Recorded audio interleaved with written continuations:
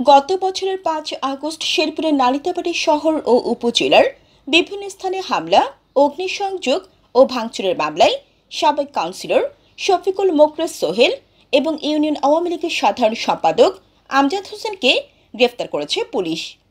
Councillor Shafiqul মোকরেজ সোহেলকে গত ৩০ December বৃহস্পতিবার রাতে শহর থেকে এবং আমজাদ হোসেনকে গত ১ ফেব্রুয়ারি শনিবার দিবাগত গভীর রাতে চারালি এলাকা থেকে গ্রেফতার করা হয়।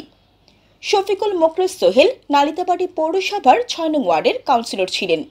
৫ আগস্ট পরবর্তী সময়ে সারা দেশের অন্যান্য কাউন্সিলরের সাথে সরকারি প্রজ্ঞাপনে তিনিও অপসারিত হন। আমজাদ হোসেন উপজেলা নয়াবিল ইউনিয়ন আওয়ামী লীগের সাধারণ সম্পাদকের দায়িত্ব পালন করছেন। জানা গেছে, গেল বছরের ৫ আগস্ট আওয়ামী লীগ সরকারের পতনের পরপরই নালিতাবাড়ী শহর সহ উপজেলার বিভিন্ন স্থানে হামলা, অগ্নিসংযোগ ও ভাঙচুর এমনকি লুটপাটের ঘটনা ঘটে। এসব ঘটনায় বিশেষ ক্ষমতা আইনে নাশকতার অভিযোগ এনে ওই বছরের ১৩ ডিসেম্বর শহরের বাজার ছিটপাড়া মহল্লার ফরিদ মিয়া নামে এক ব্যক্তি বাদী হয়ে ৭৭ জনের নাম উল্লেখ সহ অজ্ঞাতনামাদের আসামি করে নালিতাবাড়ী থানায় মামলা দায়ের করে।